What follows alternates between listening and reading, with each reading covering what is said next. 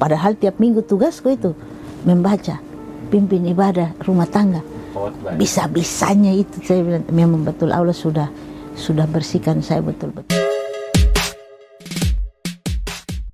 Betul perbedaannya jauh sekali. Kita di Kristen itu disuruh fight di gereja itu kayak bagaimana ini para jemaat kita harus meminta. Dan itu pengalaman saya, Ustadz, diusir pagi-pagi, Ustadz. Majelis aktif. 2 periode di gereja. Sebagai majelis penatua. Oh, penatua? Iya, majelis aktif yang betul-betul aktif di gereja, yang betul-betul fight di gereja. Tapi itu yang bikin jemaat heran, yang bikin teman-teman penatua bilang, kok segampang itu dalam tempo 2 minggu. Memang semua itu benar di Kristen itu seperti itu. Saya masuk Islam 2019 di Masjid Al-Markas, Makassar. Oh, agamanya dulu? Agama awal saya Protestan. Dulu sebagai jamaah biasa atau aktif? Saya waktu itu majelis aktif. 2 periode di gereja. Sebagai majelis penatua.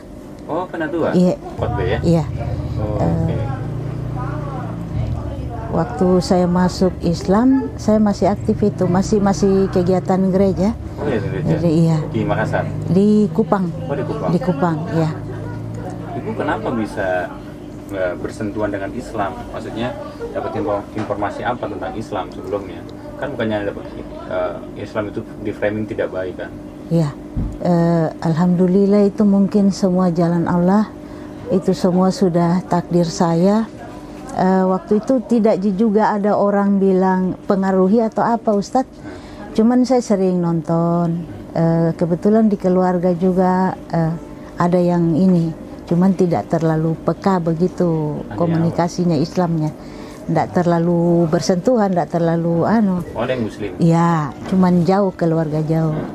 Alhamdulillah waktu bulan apa itu ya, saya dapat hidayah itu sepintas saja, Ustadz. Itu memang bagaimana saya saja juga heran. Terlintas saja itu tulisan Islam itu. Di mana? Di waktu saya sama almarhum suami sama anak-anak ini lagi nonton televisi. Nah, di situ terlintas 3 kali ini tulisan Islamnya lewat. Di situ saya, kenapa ada? Memang saya dari kecil itu hobi, Ustadz. Ngeliat-lihat pakaiannya orang Muslim, acara-acaranya orang Muslim, suka dengar nonton ngajinya Ustadz Danu kalau tidak salah, acaranya Ustadz Danu. Itu di situ asiklah Islam ini. Satu yang saya pegang dari Islam itu hidupnya apa yang ada kita nikmati. Maunya mati itu kan kita nggak bawa apa-apa, Ustadz. Lain kalau kita di agama seberang kan. Ya dari situlah mulai rasa ini, ditambah ada penglihatan tulisan itu. Saya sempat sampaikan ke suami, sempat didiamkan lah, ya namanya begitu kan pasti kaget suami. Ada 1 bulan dia tanya kembali, serius? Saya tanya apanya? Saya sudah lupa ini, Ustaz. Katanya mau pindah agama. Oh iya, maukah? Saya bilang. Tapi kita tidak bisa di sini, katanya. Keluarga pasti bertolak belakang sekali, dan pasti saya sebagai suami juga pasti berat mau ini. Jadi saya pikir di mana bagusnya. Dia bilang nanti saya tanya-tanya dulu teman, kalau bisa fasilitasi saya dukung. Karena masalahnya saya tanya kenapa begitu cepat mau kasih keputusan ke saya. Katanya ini masalah keyakinan. Kalau masalah lain saya otomatis tidak setuju. Takutnya terjadi apa-apa anak-anak saya, rumah tangga saya. Tapi itu pertanda bahwa dia juga mau pergi, Ustadz. Saya tidak tahu kalau suami itu secepat itu ninggalin kita bertiga. Itu udah masuk Islam belum? Belum. Tapi sudah ada keinginan, sudah ada restu dari suami. Cuma pesannya waktu itu jangan tinggalin anak-anak. Jadi saya sempat protes. Kan saya pindah agama. Bukan saya minta cerai. Dia bilang iya, tapi jika terjadi sesuatu jangan pernah tinggalin anak-anak. Alhamdulillah dengan restunya Ustadz, anak-anak saya alhamdulillah sekarang hafiz Quran. Alhamdulillah, yang sulung ada di Bogor, bantuan Yayasan Mu'alaf juga, alhamdulillah anak saya yang satu ada di sini umur 10 tahun, alhamdulillah. Saya hanya bisa bilang alhamdulillah, alhamdulillah saja. Memang kita masuk Islam itu Ustadz, banyak penderitaan yang harus kita jalani, banyak ujian yang harus kita jalani, tapi alhamdulillah saya berjuang sendiri tanpa bantuan keluarga. Karena sejak saya masuk Islam, keluarga lepas tangan dan menganggap saya itu tidak ada sama anak. Ya, dari keluarga almarhum suami juga menyumpahi saya, katanya saya bawa cucunya masuk. Saya bilang semua itu saya serahkan sama Allah, karena Allah sudah takdirkan, sudah gariskan hidup saya begini. Insya Allah saya kuat, saya mampu. Alhamdulillah Ustadz, walaupun kadang-kadang itu ya namanya hidup jauh dari keluarga Ustadz, berdaya upaya sendiri mulai dari nol sama anak-anak, tapi alhamdulillah sampai saat ini saya pernah down Ustadz, angkat tangan, betul-betul saya angkat tangan. Saya datang ke yang punya Yayasan Mu'alaf, saya bilang bantu saya kirim pulang ke Kupang. Saya tidak kuat lagi karena apa yang mau saya makan sama anak-anak saya itu. Tapi di dalam hati kecil itu kayak bagaimana setelah saya pulang kembali ke kos saya, kayak ada yang bilang sholat ya. Saya ambil wudhu, saya sholat, saya bilang ya Allah minta ampun. Sebagai manusia biasa saya punya kekurangan, yaitu saya tidak sanggup lagi.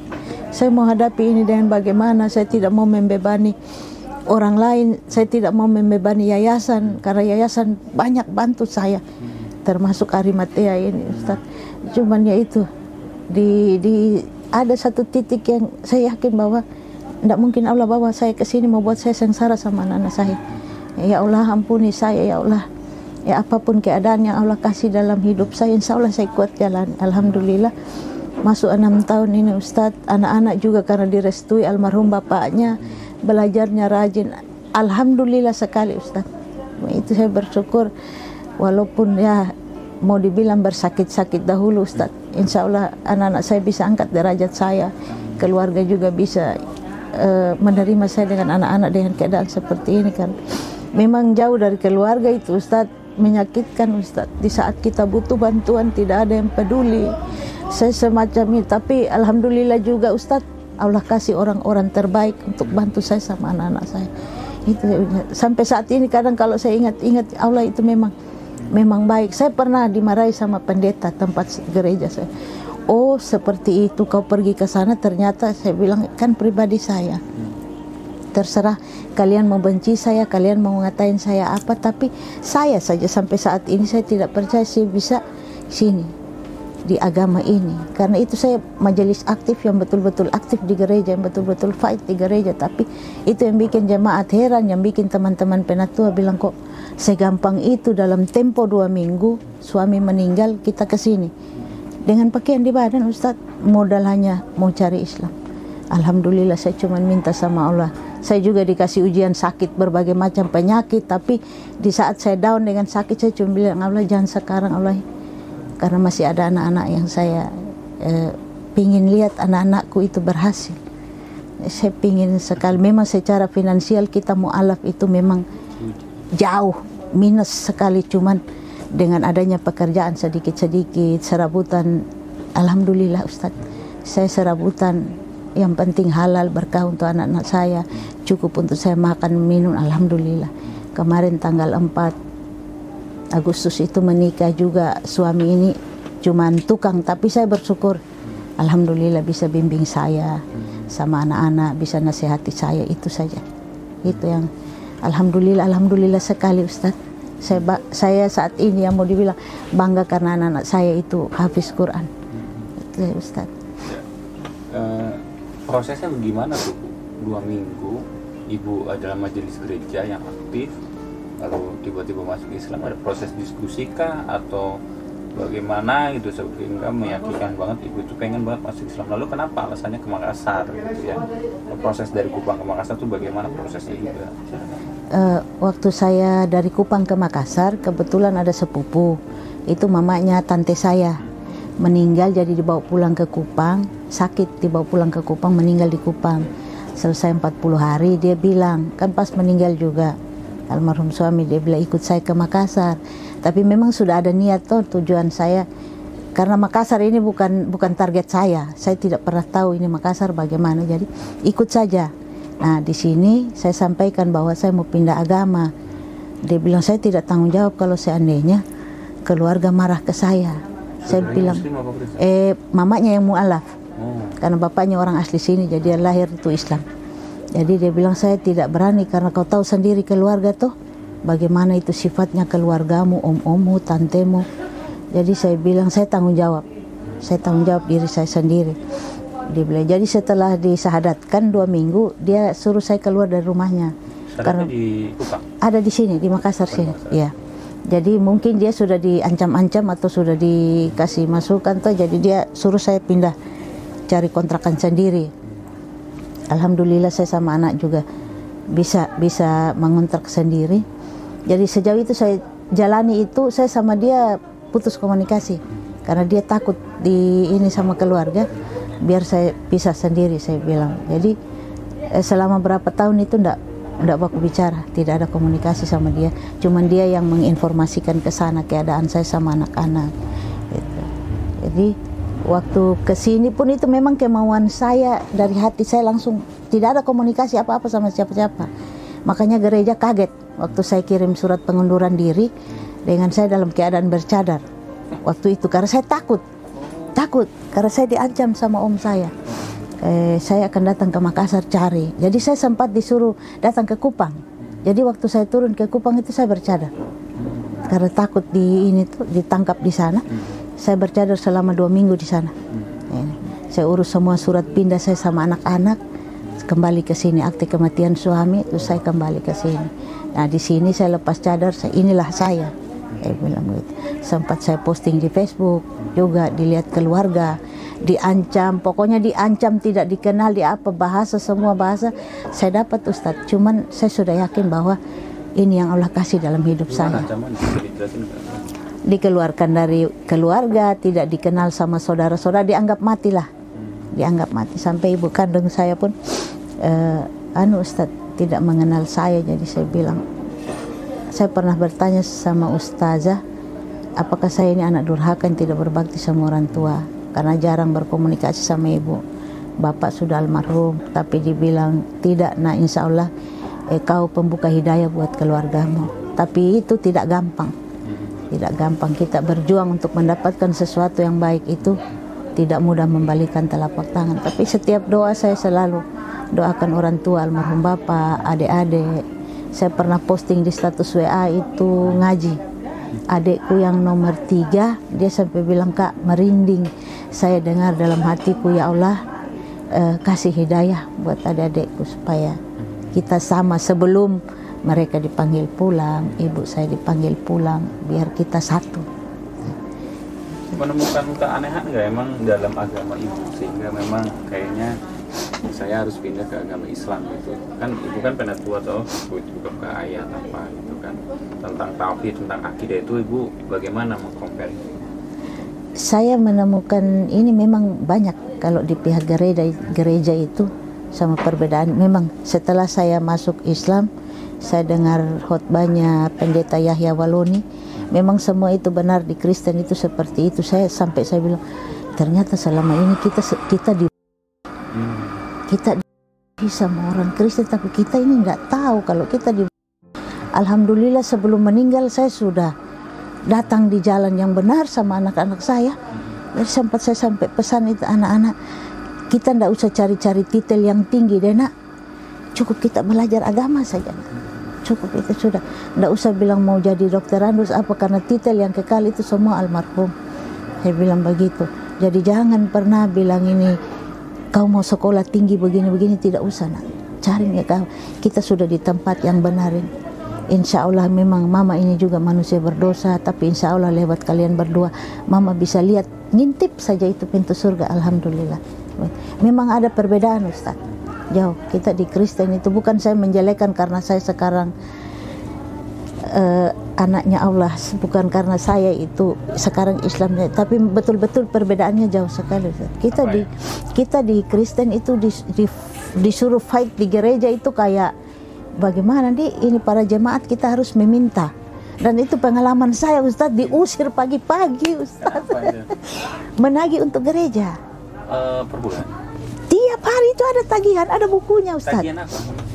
Misalkan ada acara untuk gereja begitu, ada acara Pesparawi, ada acara tahunan, ada aja. Kita disuruh meminta ke jemaat sumbangan, tapi ini sumbangan ini kayak membegal atau memaksa. Wajib. Harus pagi jam 7 sudah harus ini Ustadz. Saya sempat diusir, sempat dimaki, tapi tugas gereja. Nanti datang di sini Ustadz, saya bilang iya betul nih. Perbedaannya betul-betul beda. Betul kata Ustadz Yahya Waloni, dasi saja yang dipakai jemaat yang beli, betul. Karena uang jemaat yang diambil. Gula saja mau minum kopi ini, uangnya jemaat. Betul, bagaimana kita tidak dimaki, tidak di ini pagi-pagi gara-gara menang. Kita kayak petugas koperasi. Iya Ustadz, saya bilang betul-betul. Kalau di Islam saya belajar memang kita bersedekah itu jangan. Kalau di Kristen kan lain Ustadz. Kita menolong sesama kita orang berpunya. Kalau yang sama-sama susah tidak bakalan dia mau tolong. Misalkan saya minta ke kakak, kak bantu saya dulu. Tapi kalau yang satu yang suami istri pegawai, dia bantu. Itu yang di situ saya bilang berpikir, alhamdulillah ya Allah, Allah kasih saya di umur-umurku begini saya bisa bedakan. Saya sudah pasrah hidupku di Islam, apapun yang terjadi itu semua yang terbaik dalam hidup saya. Itu. Jadi saya bilang bersyukur. Saya pernah kecelakaan 2010 itu Ustadz sama almarhum suami sama anak yang sulung ketindis bangunan rumah ini Ustadz dari jam 10 pagi sampai jam 2 sore. Baru bisa diangkat orang keluar dalam Tuhan rumah. Tapi itu memang semua Allah memang mau pakai saya sama anakku, mau panggil saya sama anakku ke agama ini. Jam 7 malam baru dibawa keluar dari kampung datang ke rumah sakit. Di situ dibiarkan saja, sedangkan patah ini. Suami sebelah kanan, saya sebelah kiri. Alhamdulillah saya bisa sehat, suami saja yang agak pincang. Itu pun kita urus diri sendiri Ustadz di sini. Saya bilang betul-betul Tuhan itu yang dibilang Tuhan Yesus tidak menolong Ustadz. Saya menderita betul sama suami, sama anak-anak, usaha sendiri Ustaz. Usaha sendiri tanpa campur tangan keluar. 1 biji obat pun tidak dibelikan, saya usaha sendiri. Padahal dalam keadaan pincang. Suami saya masih tempat tidur Ustaz. Di situ saya bilang, betul-betul yang dibilang Tuhan Yesus tidak ada. Tidak ada. Hari ini baru saya ungkapkan sakit hatinya saya. Makanya pendeta marah, dia bilang, oh hebatnya kau pindah ke haknya saya, ini pribadi saya. Saya mau Hindu, saya mau Buddha, saya mau Islam, pribadi saya. Terserah kalian mau benci saya. Ini yang saya cari. Saya perjuangkan selama ini. Dibuang keluarga, di gereja dibilang. Saya tidak ini. Alhamdulillah saya di sini. Di sini saya banyak belajar Ustadz bahwa kita orang Islam itu bersedekah tidak tunggu kaya. Saya bersyukur Ustadz walaupun pekerjaan cuma serabutan. Alhamdulillah saya bisa bantu orang. Saya bisa bantu sesama yang datang minta. Kalau tidak ada, saya bilang tidak ada. Tapi kalau ada, alhamdulillah dapat ini. Suami juga orangnya tidak pelit, suka membantu. Saya bilang alhamdulillah. Ya Allah, saya tidak minta apa-apa. Saya cuma minta sehat badan, bisa bantu sesama. Saya tetap di sini. Memang kadang-kadang saya galau, Ustaz, kenapa keadaanku begini? Tapi setelah berpikir, jangan kita membedakan yang sekarang dengan ini. Kan ada ayatnya Allah itu lebih baik yang terbelakang daripada yang kemudian. Kan saya berpikir, ya mungkin saya dikasih nanti terbelakang, tapi insya Allah pemberian Allah itu bisa saya manfaatkan untuk orang lain, bantu orang lain. Alhamdulillah Ustadz, saya bisa bedakan di agama yang dulu sama agama. Bukan saya menjelekkan, tapi kalau ditanya semua mu'alaf pasti ada alasannya. Dia di sana di ini. Bagaimana? Saya sempat itu dikasih masuk di grup Aswaja kalau tidak salah. Saya tidak paham itu grup apa Ustadz. Kadang ditanya Islam apakah? Setahu saya di Indonesia Islam Muhammadiyah sama NU. Saya jalani yang Islam yang saya tahu. Bukan Salafika Wahabi. Aduh, berarti sama juga ini ajaran kayak di Protestan. Ada Adventnya, ada Pentakostanya. Bagaimana ini cara? Iya, saya pernah diajak itu belajar di hotel, difasilitasi belajar mengaji, belajar ini, tapi saya bilang saya takut karena saya belum paham dengan Islam sebenarnya. Jadi saya ikuti yang saya tahu ini, sholat 5 waktu, puasa 30 hari. Saya itu ada sholat duha, ada sholat tahajud, ada sholat qobli subuh, itu yang saya jalani. Puasa Senin Kamis Ustadz. Yang lain-lain saya takut terjebak. karena waktu di Kristen saya pun hampir dibakar dalam rumah karena terjebak ajaran sesat. Untung saya lolos Ustadz, kalau enggak sama teman-teman yang 5 orang hangus terbakar di dalam. Wih, saya bilang betul-betul perjalananku ini, tapi alhamdulillah Allah memang betul-betul. Waktu kecelakaan itu Ustadz kalau bilang meninggal, meninggal. Tapi alhamdulillah tubuh sama anak saya itu termasuk kuat. Karena dalam runtuhan rumah beberapa jam dipikir meninggal sama warga, diangkat masih ada suara. Alhamdulillah itu 2 bulan menderita sakit Ustadz. Saya tidak menjelekkan agama yang kemarin, tapi saya bisa bedakan di mana yang terbaik itu Ustaz. Dulu kan majelis gereja penetua tentu dapat fasilitas dari gereja ke. Nah, kalau di Islam sekarang jadi mu'alaf, hidupnya susah, gak kayak dulu. Iya. Tapi yang ibu rasakan sekarang gimana? Tapi lebih baik saya di Islam. Saya sudah buktikan itu Ustaz. Saya sama anak-anak saya pernah tidak makan. Karena saya berjuang sendiri-sendiri. Tapi alhamdulillah Allah itu memang, mau dibilang Allah itu memang maha tahu umatnya. Di saat saya susah sama mie 1 bungkus, selesai makan, anakku yang sulung bilang, "Mak, tidak ada nasi." Saya bilang, "Tidak ada, Nak. Mama belum kerja. Sore ada yang antar beras. Alhamdulillah. Bu, ini ada sedikit sumbangan, ada mie, ada telur. Alhamdulillah saya masak, kasih anak-anak makan." Di situ saya bilang, makanya saya sering Ustadz bicara sama yang Islam asli. Kadang mereka tidak yakin. Tante, ibu, kenapa kita yakin sekali dengan keadaan sedangkan kita cuma punya pekerjaan satu, cuci piring. Saya bilang kalau kita bersyukur dek, insya Allah akan Allah tambahkan. Tapi kalau kita mengeluh, malah Allah bikin kita lebih ini lagi. Kira-kira mau sampai di mana ini umatku? Mengeluh terus di situ. Jadi di situ saya belajar. Saya bilang, bagaimana mau dibilang susah, alhamdulillah ada saja rezeki. Ada saja rezeki. Makanya saya selalu bilang ini suami yang ini, jangan pernah mengeluh, jangan pernah mengeluh. Dulu saya suka mengeluh. Ya Allah, saya kadang sholat itu Ustadz, saya bilang saya pasrah Ustadz. Allah, saya tidak bisa bilang apa-apa. Karena saya yakin Allah tahu pikiranku, Allah tahu apa yang saya mau. Saya cuma pingin anak-anakku makan, itu saja. Alhamdulillah Allah jawab lewat orang, kasih. Di situ saya belajar Ustadz, kalau kita memberi, pasti Allah balas. Di saat kita memberi dengan ikhlas Allah. Satu juga kalau orang minta tolong Ustadz, kalau kita tulus mengerjakan itu, insya Allah pasti itu ketulusan kembali di saya. Saya kemarin mau menikah ini Ustadz 0. Tidak ada apa-apa. Cuma calon suami ini berjuang mati-matian, tapi alhamdulillah rezeki itu ada saja. Ada saja. Dan saya pikir statusku seperti ini. Kalau kita cuman pergi berdua begitu-begitu kan pasti jatuhnya fitnah. Iya Ustadz toh. Kalau memang serius mau menjalani hidup ini dari 0, kita mulai dari awal, saya siap. Alhamdulillah dia bilang ya, kita bismillah. Alhamdulillah Ustadz, nikah sederhana dengan begitu banyak ada uluran tangan secara materi, secara doa. Alhamdulillah sampai selesai Ustadz.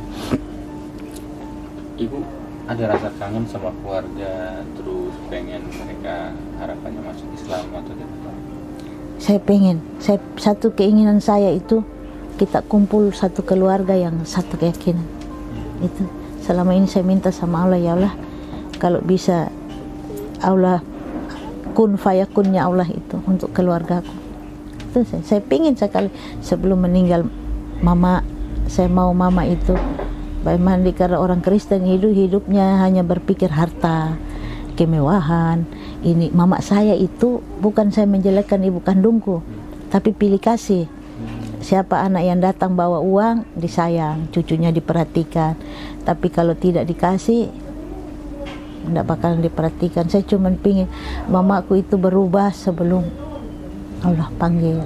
Adik-adikku juga begitu. Saya dihubungi kalau ada butuhnya Ustaz. Kak, minta uang dulu. Mereka tidak tahu perjuanganku di sini Ustaz. Saya tidak punya tabungan apa-apa. Alhamdulillah saya bisa makan sama anak-anakku. Kebutuhan yang di Bogor kadang minta. Kadang saya bilang, mama belum punya uang nak. Nah, nanti kalau ada kerja mama kirimkan. Tapi dia bilang, mak cukup-cukup saja. Kalau 100.000 bisa, alhamdulillah mak. Yang penting ada uang jajan. Mereka tidak tahu saya di sini lagi berjuang. Tapi aku bilang, kalaupun ada rezeki insya Allah Ustaz, saya kirim kalau mereka minta. Saya kirim untuk mereka kalau mereka ini. di Bogor, yang sulung. Tadinya di pondok sini MMCI, cuma dikirim ke sana ke Bogor. Baru mau setahun ini Ustadz. Di pondok pesantren apa? Sahabat Al-Quran, Cibinong Bogor. Sahabat Quran. Iya, iya. Ustadz Kris siapa itu mualaf juga. Ustadz Agus Kris. Agus Kris. Iya. Itu dekat rumah saya. Oh. Nanti suruh kontak saya. Oh iya. Kalau ada rezeki Nanti. saya kasih Bang Saku nanti. Saya minta nomornya Ustadz biar juga bisa bimbing, karena kemarin itu Ustadz yang namanya anak laki-laki Ustadz. Saya mau itu dia dikasih disiplin mandiri, jadi makanya kemarin katanya ada ketahuan sama teman-temannya itu merokok. Saya marah, saya telepon, saya bilang ndak sayang mama sama adek. Kalau ndak sayang mama pergi jauh. Biar ikut ini bapak ke kampungnya, ndak usah ketemu mama. Mama kirim di sana supaya kau bisa angkat derajatnya mama. Kau tunjuk keluarga bahwa tanpa bapak, tanpa keluarga, mamaku bisa sekolahkan saya sampai saya bisa. Dia niatnya itu berdakwah. Jadi saya bilang jangan kau terpengaruh nak sama ajakannya teman-teman. Jangan. Jadi Ustadz boleh bila ibu kemarin sempat saya bilang terapkan saja aturan pesantren, karena dia anak laki. Ini yang ini kecil juga begitu, tapi alhamdulillah yang kecil ini kalau dia lihat kakaknya berulah, dia bilang Jamiki saya bikin mama deh. Di sana juga? Ada di sini. Tapi katanya nanti selesai 2 tahun lagi dia dikirim ke Jogja. Saya senang kalau anak-anakku berhasil di agama Ustaz. Itu saja. Saya selalu nasihati mereka berdua, bikin bangga bapakmu, karena ridhonya bapakmu, restunya bapakmu, kau berdua bisa selincah ini, sepintar ini. Kalau saya belum lincah mengaji Ustaz, karena putus-putus, belajar di sini, lepas, pindah lagi. Saya berpindah-pindah karena masih ngontrak Ustaz.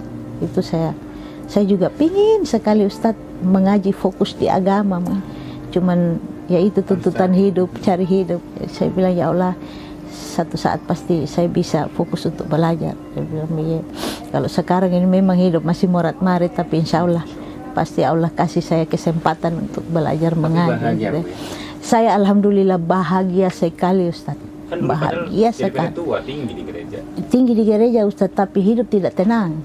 Bangun pagi belum urus keluarga, pi menagih hutang di jemaat. Kok jadinya hutang? Pi mana itu, anggap saja menagih hutang, pi begal jemaat. Kena maki, kena usir, pagi-pagi ini kau sudah datang menagih, kayak uang mau ada simpan di sini. Mau di apa?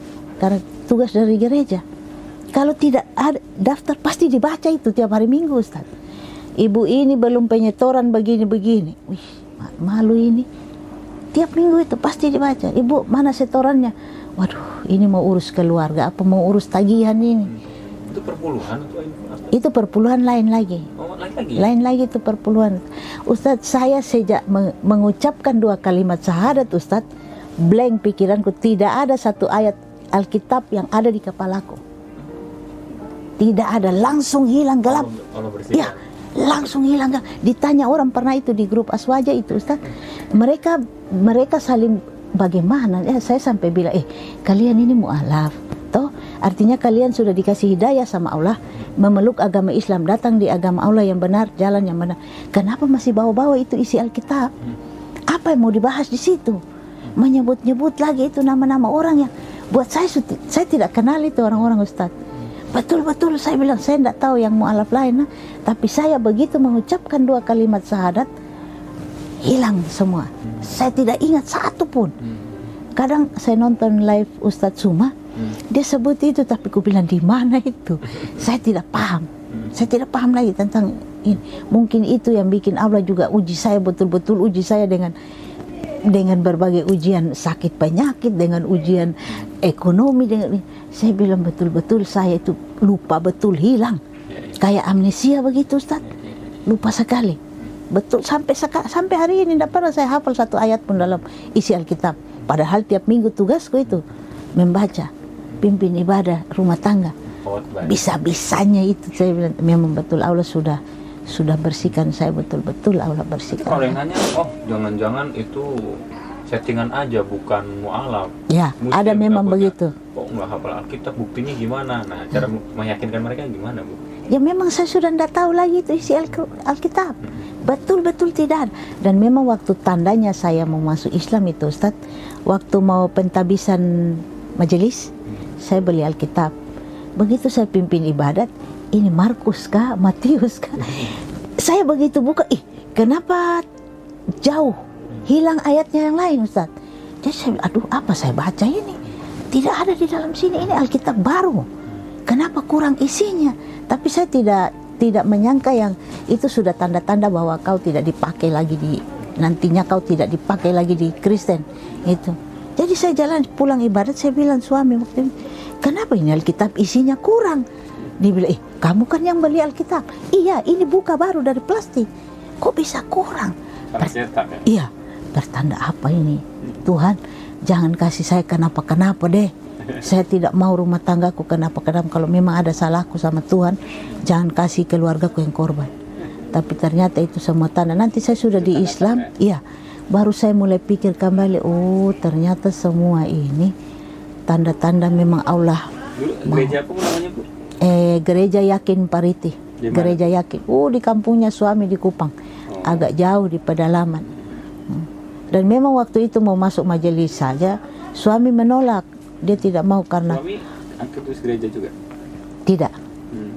Dia menolak, dia bilang istri saya ini ada rada-rada bagaimana ya, mau dibilang menantu yang durhaka, menantu yang keras kepala, malu kalau dia naik di situ dia khotbah, sedangkan kehidupan pribadinya seperti ini. Tapi dari pihak gereja ngotot, bilang tidak bisa ditolak Pak, nanti jadi apa-apa rumah tangga atau anak-anak. Dia juga takut. Sudah ikut pentabisan saya bilang selama saya jalan pimpin ibadat ini bagaimana. Tapi saya bilang, saya minta maaf, saya tidak sindir siapa-siapa, saya tidak bicara orang, tapi memang ini saya ambil di Alkitab. Saya bilang begitu. Tapi ya begitu, habis selesai itu kayak hambar begitu saja Ustaz. Saya hanya menjalani tugasku, tidak baca lurus saja ini. Kadang saya suruh dia yang konsep, saya baca. Untuk saya tidak ada pemikiranku di situ bilang mau konsep, saya lebih sibuk kerja rumah daripada saya ini. Jadi kulihat jadwal, jadwal saya bilang bapaknya anak-anak, konsepkan saya ini dulu. Jadi saya hanya baca lurus saja. Berapa lama jadi pengkhotbah, Bu? 2 tahun, masuk 3 periode itu. Saya pilih ini, memilih Islam. Alhamdulillah. Sempat gegian nggak orang gereja tuh? Dibenci malah, heran. Kan saya sempat pasang foto dengan nama Islam. Kenapa ini orang ganti nama? Di situ saya muat sertifikat mualaf saya. Sadat di mana? Di Makassar sini. Sama Arimatia atau masjid? Al-Markas, di gereja di Masjid Al-Markas. Ada masjid pusat di tengah kota sana. Di situ didampingi anakku 2 Ustaz. Mereka juga sahadat juga? Mereka katanya waktu itu peraturan Islam baru dari MUI, kalau belum balik berarti belum bisa. Jadi ini abangnya balik, Makassar Mu'alaf Center Indonesia, Ustadz Suma yang sahadatkan mereka berdua. Iya, alhamdulillah. Iya, saya juga di dalam yayasan Ustadz Suma ini. Alhamdulillah banyak membantu. Bukan, saya sendiri di Masjid Al-Markas, anak-anak yang di MMCI di Ustadz Suma. Alhamdulillah kami punya sertifikat lengkap semua, alhamdulillah. Memang orang bilang, jangan masuk Islam ini karena mungkin mau cari kehidupan enak. Ya. Memang ada beberapa mualaf, teman-teman mualaf yang seperti itu Ustaz. Cuman saya sering bilang ke mereka, jangan bikin malu diri. Kita ini kasih hidayah sama Allah. Berarti Allah sudah tahu kemampuan kita, Allah sudah tahu ini umatku mau digembleng bagaimana, mau bagaimana, pasti dia kuatin. Jangan sedikit-sedikit mengeluh di grup, ada bantuan, adakah uang, ada. Saya paling malu yang begitu Ustaz. Malu sama diri, malu sama badan. Dikasih sempurna sehat walafiat. Cari kerja yang halal. Biarpun pembantu. Saya ini Ustaz ada kerja tetapku, cuci piring. Saya tugasnya ada di gedung Lestari 45, miliknya Bosoa. Itu kalau ada acara nikahan baru kita dipakai. Tapi setelah itu saya cari bersih-bersih rumahnya orang. Yang penting halal Ustaz. Saya bisa kasih makan anak saya. Jadi kadang saya suka bilang teman-teman, jangan berpangku tangan dan mengharapkan yayasan terus. Yayasan bukan urus kita saja. Dan kita juga harus mandiri. Tunjukkan bahwa kita mu'alaf bisa. Jangan hanya sebentar-sebentar tanya, ada pertemuan, ada ini, ada itu. Kalau ada begini pasti ada amplopnya. Saya sempat bertengkar sama teman-teman, saya sempat bikin grup. Di situ saya bilang jangan jadi mu'alaf amplop sama sembako. Malu. Kalau Ramadan memang haknya kita mu'alaf terima zakat apa. Tapi kalau tidak ya belum rezekimu. Rezeki itu Allah sudah atur. Iya, jangan mengharap saya malu. Saya ini menikah Ustadz karena saya ingin mandiri. Karena selama ini saya dibantu yayasan MMCI, anak-anak dikasih sekolah, saya juga kadang dibantu uang belanja. Tapi saya pikir, ya Allah, saya bismillah, kasih saya jodoh yang bisa bimbing saya, kita berdua bisa menafkahi hidup kita sama anak-anak. Terus saya, iya, jadi saya pikir biar menikah, jadi ada yang saling bantu begitu. Bukan masuk Islam karena menikah. Bukan masuk Islam karena tunggu bantuan dari ini, kan malu Ustadz. Itu kadang-kadang saya bilang teman-teman. Bukan masuk Islam karena nikah juga. Iya, bukan. Saya masuk Islam karena kemauan saya sendiri. Karena saya sudah masuk 6 tahun baru ketemu jodohnya. Tadinya saya bilang ya Allah jangan nikah karena saya wanita kuat. Ada Allah ini, tapi itu kita bicara. Tapi Allah tulis di situ lain. Terima saja, saya bilang. Tadinya saya bilang saya mau jadi wanita tulang punggung, tulang rusuk untuk anak-anak saya. Tapi ternyata di tahun ini Allah kasih saya jodoh. Alhamdulillah, Kak, sering sakit-sakit. Di rumah sakit juga sendiri. Kadang dokter bilang, Ibu, kita betul tidak ada keluarga. Tidak ada dokter. Baru kalau di rumah sakit begini, Ibu. Saya Alhamdulillah bisa dokter. Saya bisa urus diriku sendiri. Saya di saat sudah sakit tidak bisa, saya grek lambung akut. Jadi kalau naik Ustadz, suka ya tunggu saja itu tuh. Saya suka bercanda, ini sudah sakaratul maut ini. Saya berusaha sendiri. Pesan Maxim, siap barang antar ke rumah sakit. Nanti sudah 2 hari 3 hari itu baru teman-teman pada tahu di manakah lagi opname. Gitu. Ih, kuat sekali, kenapa bisa kamu? Ih, harus dikuat-kuatin. Harus dikuat. Yakin bahwa Allah itu tidak mungkin kasih tinggal. Alhamdulillah sampai di rumah sakit ada bidan, ada perawat yang atur. Selesai ditindak baru dia bikin administrasinya. Alhamdulillah, itu saya bersyukur sekali Ustadz. Walaupun saya dibuang keluarga kandung, saya tidak dianggap keluarga kandung, tapi Allah kasih saya keluarga yang mau dibilang melebihi keluarga. Saya punya orang tua angkat. Kemarin saya menikah di sana. Sayangnya ke saya sama anak-anak melebihi orang tua kandung saya Ustadz. Perhatiannya itu dari beras, dari uang belanja. Saya sampai bilang kenapa orang yang tidak sedarah dengan saya, tapi itulah Allah kasih kita, Allah uji, tapi di samping ujian itu ada orang yang bisa menopang kita, support kita. Alhamdulillah sekali Ustaz. Saya bersyukur sekali, makanya aku bilang anak-anak, satu mama cuman pesan, kita tidak boleh takabur, tidak boleh sombong. Kita harus pintar bawa diri sama orang.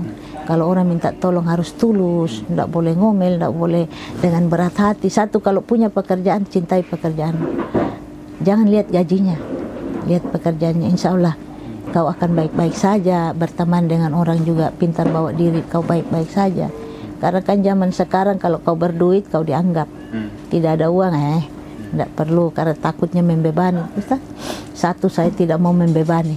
Jadi kalau saya memang betul-betul butuh Ustaz, terpaksa saya bicara, bisa bantu saya. Saat ini saya ada dikasih kontainer untuk jualan, tapi suami juga baru mulai kerja, tukang tuh Ustaz, kita juga kos. Jadi saya bilang insya Allah, minta sama Allah pasti ada rezeki, kita ada modal. Saya Alhamdulillah basic saya TKW, mantan pembantu, jadi semua bisa saya laksanakan. Alhamdulillah sekali itu Ustaz, pengalaman saya punya, Alhamdulillah sekali. Jadi saat ini saya cuma mau bilang saya di Islam itu saya kaya, saya bahagia. Walaupun orang bilang susah sekali hidupmu, malam pulang pergi kerja pagi pulang malam, saya bilang saya ada Allah, ada Allah. Di saat saya butuh betul saya minta, pasti Allah kasih lewat orang. Saya bilang begitu. Tapi tidak langsung Allah bilang aku jawab doamu gini. Tapi saya tetap berharap bahwa saya tetap kasih harapanku itu bahwa ada Allah untuk saya dan anak-anak saya, untuk keluarga saya, dan saya mau keluarga besar saya itu semuanya dikasih hidayah sama Allah supaya kita satu. Itu saya. Lalu bagaimana, ceritakan hubungan ibu dengan Forum Arimatea?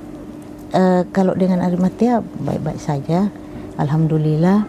Karena ada ibu ada kegiatan apa dan sebagainya sama.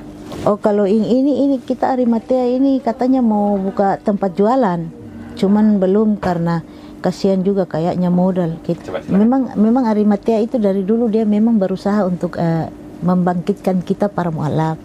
Cuman kadang-kadang kita para mualaf itu tidak sabaran Ustadz, maunya instan kayak masak mie. Itu yang bikin saya kadang-kadang juga bilang, teman-teman ini Arimatea, MMCI ini mereka juga punya rencana pelan-pelan. Mereka juga manusia biasa, kasihan. Nah ini bukan dana mereka, kan ada donatur yang bantu. Prosesnya itu harus ada proses. Kadang ada teman-teman mengeluh, bagaimana sudah dapat uang. Jangan, saya tetap berharap itu Arimatea bantu kita, tapi pelan. Kan pasti ada kabar Ustadz, oh Bu ini ada bantuan dana jumlahnya begini, apa kita mau bikin. Nah, kita sudah dirangkul itu Ustadz. Ada yang punya salon, ada yang punya usaha rumahan apa, kayak keripik-keripik begitu. Nah kalau saya di masakan jadi sama nasi kuning juga ini, saya sempat bergabung juga, cuman jarak saya waktu itu tinggal agak jauh, ke sini agak jauh, akhirnya saya bukan mengundurkan diri tapi resign dulu. Jadi Pak Latif jalan sama, bagus si Arimatea, dia membantu kita, tapi itu kadang-kadang tidak ada kesabaran dari teman-teman. Iya, jadi saya kalau di sini saya memotivasi teman-teman, kalau seandainya ada juga mualaf-mualaf yang ada di Makassar sini yang ada dibantu Arimatea, kita bersabar. Sabar saja, insya Allah pasti ada. Kita dikasih bantuan, kita dikasih ini ada. Ini kan bukan uangnya Arimatea, ya kan? Kalau ada uangnya? Iya, kalau ada uangnya Arimatea. Kalau ini kan Arimatea juga lobby sana, lobby sini. Perjuangannya Ustadz Jumsar untuk kita itu sama tim Galeri Mu'alaf ini betul-betul. Kemarin kami sempat bersih-bersih juga, ada tenan di Minasaupa itu. Cuman itu kembali lagi ke laptop. Jadi bersabar saja. Saya dapat satu tenan itu sudah saya bersihkan apa. Saya mau itu kita bagaimana dukung support Galeri Mu'alaf ini, karena memang dia fight untuk kita para mu'alaf. Jadi jangan bilang langsung ini jadi ini, jangan. Kita support, doakan mereka sehat-sehat supaya kita bisa diperjuangkan. Itu jangan kita langsung oh iya ada modal di sini ini, jangan. Makanya saya mungkin salah satu mu'alaf yang mau dibilang cuek, bukan cuek, cuman serahkan ke mereka. Pasti ada waktunya mereka bilang, oh ini kita kumpul di sini. Kadang-kadang dipanggil pertemuan 1 minggu, 1 bulan 1 kali juga. Banyak alasannya, kasihan. Saya bilang, mereka sudah fokuskan hidupnya, idenya untuk kita, para mu'alaf, malah kita tidak mensupport, mendukung, kan kasihan. Anggaplah perjuangan ini Arimatea sia-sia. Kalau saya tetap di Arimatea, dipanggil hadir, saya hadir. Kalau tidak bisa saya bilang oh ada kerja jadi saya tidak bisa hadir. Kalau dari saya buat teman-teman mu'alaf, buat teman-teman muslim yang dari lahir, kita itu harus bangga punya Allah. Saya bangga, saya bangga walaupun sesusah-susahnya saya dikasih ujian, dikasih ini, tapi alhamdulillah saya bisa lewati. Karena Allah tahu pundak yang Allah pilih itu yang bisa. Dan buat teman-teman yang dari lahir itu perbaiki lagi akhlaknya, tunjukkan pada kita mu'alaf bahwa oh inilah akhlak orang Islam seperti ini. Jadi kita para mu'alaf pun bisa ikut bahwa oh mereka seperti ini, berarti kita bisa lebih lagi dari mereka. Kalau ada ujian, tidak usah deh kita mengeluh ke orang. Saya tidak sempat kadang itu saya menangis, ya Allah ini saya keadaanku seperti ini, ya Allah Engkau maha mengetahuinya, Engkau yang menulis takdirku seperti ini.